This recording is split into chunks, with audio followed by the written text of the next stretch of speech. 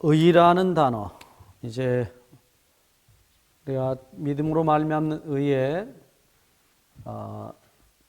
마지막 단어, 이 의라는 단어를 함께 생각해 보겠습니다. 이 의라는 단어는 히브리어에서는 동사 짜다크라는 동사, 이거는 의롭게 하다 하는 동사예요. 이 동사가 명사가 되면서 의라는 단어로 바뀌는데, 이 의라는 단어, 이 짜다크라는 의롭게 한다는 단어는 이 어원이 참 다양하다고 합니다.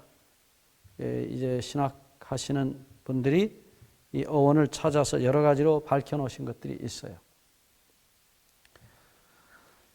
그런데 여러 가지 어원이 있습니다. 반듯하다, 구부러지지 않다, 여러 어원들이 있어요. 근데 문제는 이 단어가 사용된 용례를 쳐다보면 이 단어의 의미를 좀 더 명확하게 알 수 있을 것이라고 생각이 듭니다. 의가 뭐냐? 의에 대한 성경의 여러 정의들이 있어요. 그런데 신명기 6장 25절에 성경에 나타난 의의 정의는, 신명기 6장 25절에 우리의 의는 하나님의 모든 말씀을 다 지킨 것이다. 모든 하나님의 율법을 다 지킨 것이다. 자, 여러분, 누가 감히 하나님의 율법을 다 지킬 수 있겠습니까? 그러면 왜 이런 말이 성경에 기록됐을까 하는 겁니다. 우선 이 율법이란 단어에 대해서 생각해 보면, 이 율법은 하나님의 마음속에 있는 법이에요. 하나님의 마음의 법입니다. 그것이 그 마음의 생각이 밖으로 나타난 것이 법이에요.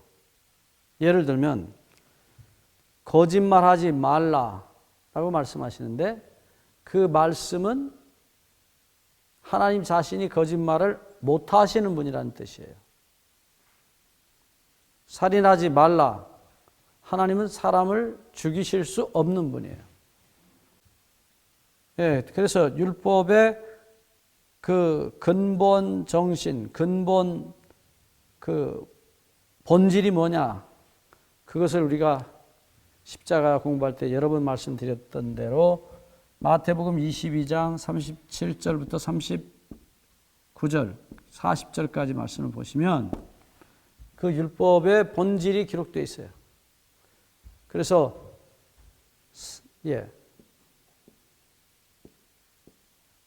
이미 말씀드렸지만 한 번 더 반복합니다. 하나님을 온 마음을 다하여 뜻을 다하여 목숨을 다하여 하나님을 사랑하고 이웃을 사랑하라. 이것이 율법의 본질이다. 그리고 이 율법의 두 기둥 위에 모든 말씀이 이렇게 걸려 있다. 율법의 모든 말씀이 걸려 있다. 이게 예수님이 설명하신 율법의 본질입니다. 그것이 우리 하나님의 마음속에 계신 율법이에요. 사랑의 대원칙, 자신이 아닌 다른 존재만을 사랑하는 사랑의 원칙이 율법의 원칙이라는 것입니다. 본질이라는 것입니다. 그래서 율법을 지킨다고 하는 말은 이 본질이 없으면, 사랑의 본질이 없으면 지킬 수가 없어요. 그것을 예수님이 마태 22장 40절의 결론으로 이 두 계명 위에 모든 계명이 걸려 있다라고 말씀하신 거예요. 좀 더 구체적인 얘기를 하자면 고린도전서 13장 3절에 너희가 너희 몸을 불사르게 내어줄지라도 사랑이 없으면 아무것도 아니다. 네. 그러니까 우리가 다른 사람에게 자기 몸을 대신 그 사람 대신 불타서 죽을 수 있도록 내준다 할지라도 그 근본 동기가 사랑이 아니라면 그건 아무 쓸데없는, 아무 유익이 없다고 말씀하신 것입니다. 그렇다면 하나님의 마음 속에 계셨던 그 누구도 막을 수 없는 본능적인 안 죽어는 못 베기는 그 사랑이 우리 마음에 기록되지 않으면, 우리 마음의 본질이 되지 않으면 절대로 율법을 지킬 수가 없다는 것이에요.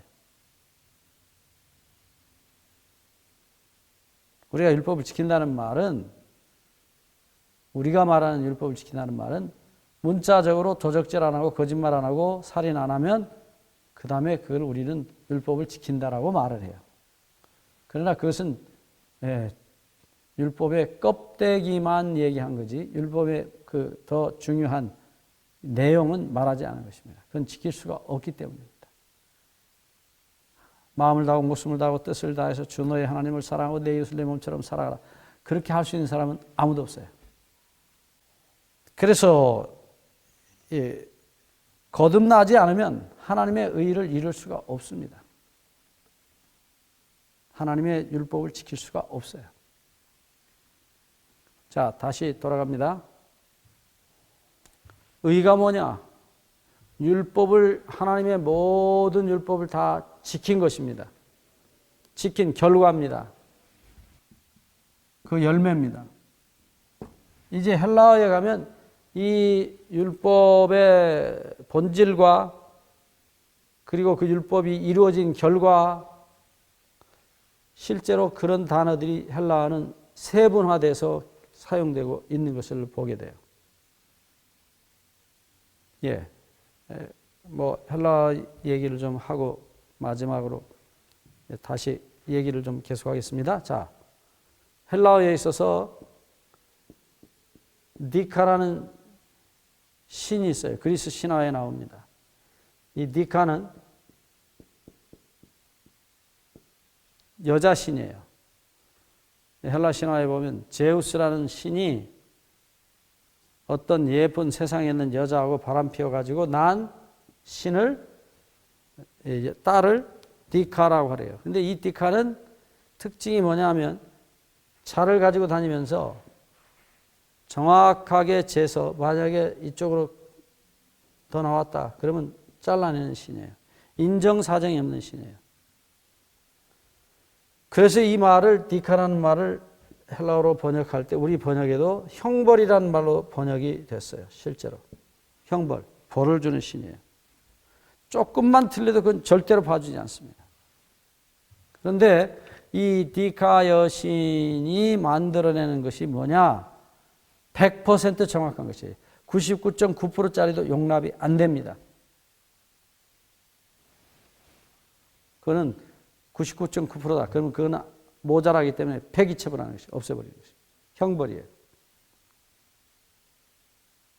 그래서 이 니카라는 여신이 행하는 일들, 그것을 의라고 그래요. 그래서 이 니카 여신이 만들어내는 결과, 이 니카가 완전히 의가 정확하게 이루어졌다 할 때 디카이오마 그럽니다. 마는 어떤 열매, 결과를 나타내는 말이에요. 그 다음, 그렇게 되려면, 의롭게 되려면 의의 본질이 있어야 된다. 사랑의 본질이 있어야 된다. 본질이 이기심인데 어떻게, 종자가 이기심인데 어떻게 사랑의 열매를 맺을 수 있느냐. 그래서 이 성격, 그것을 디카요 수네 그럽니다. 이 수네는 어떤 성격을 나타내는 단어예요. 그래서 본질, 의의 본질, 그것은 근본적으로 의의 본질이 어떤 본성이 없으면 이 니카이오마 열매가 맺혀지지 않아요. 그 다음에 또 하나의 단어가 있어요. 그래서 니카이오시스라는 단어입니다. 이 시스는 역시 뒤에 붙는 말로 이것은 의롭게 된다. 예, 소위 이제 의롭게 만든다. 그걸 흔히 그래서 예, 의롭게 만드는 그 만든다는 사실을 강조하는. 그래서 뭐 의인화한다 그러죠. 화 변한다는 뜻이죠. 의롭게 변한다. 화 이런 단어를 세 가지 단어를 헬라어는 가지고 있습니다. 똑같은 니카요 오라는 단어를 동사는 니카요 오입니다. 어쨌든 그래서 그 의가 맺혀진 열매 이게 사실은 이제 나중에 나오지만 심판의 대상이에요. 겉으로 볼 때 심판할 때는 그가 한 행위의 열매를 보고 심판합니다. 예수님도 말씀하셨죠. 거짓 선자들을 삼가라. 너에게 나올 때는 양의 옷을 입고 오지만 속에는 약탈하는 늑대가 이리가 들었다. 그게 거짓 선자다. 그것을 어떻게 하느냐? 행위를 열매를 보면 알 것이다. 디카요마를 보면 알 것이다. 그래서 그 열매가 나쁠 때는 그게 분명히 거짓 선자다. 네. 겉으로는 뭐 아주 겸손하고 사랑스럽게 보이지만 삶에 나타난 열매가 아닐 때는 거짓 선자라는 것입니다. 자, 여기서 다시 돌아가 봅니다. 이 하나님의 율법이 지킬 수 있는 사랑의 본질, 사랑의 본성이 없으면 이 율법은 지킬 수가 없어요. 사랑의 본성. 네. 이거는 이 유전자입니다. 정확하게.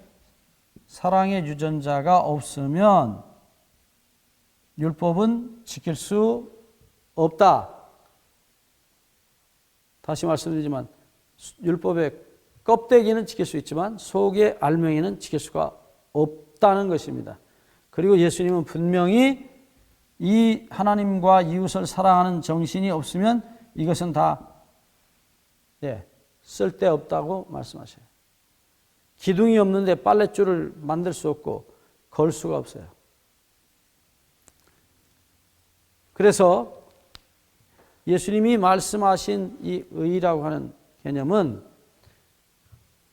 예수님 자신이 마태복음 5장 20절에서 너희 의가 서기관과 바리새인의 의보다 낫지 못하면 이라고 말씀하십니다. 서기관과 바리새인의 의는 율법을 문자로 지키는 의입니다. 로마서 2장 29절을 보시면 오직 이면적 유대인이 유대인이요 할례는 마음에 할지니 신령에 있고 의문은 글자예요. 글자. 글자의 의문에 있지 아니한 것이라. 또 그 칭찬이 사람에게서 난 것이 아니고 다만 하나님에게서니라. 하나님은 중심을 보시기 때문입니다. 그래서 이 의는 하나님께로서 난 의여야만 의에 이를 수 있다는 것을 바울은 말합니다. 다음 시간에 계속하겠습니다.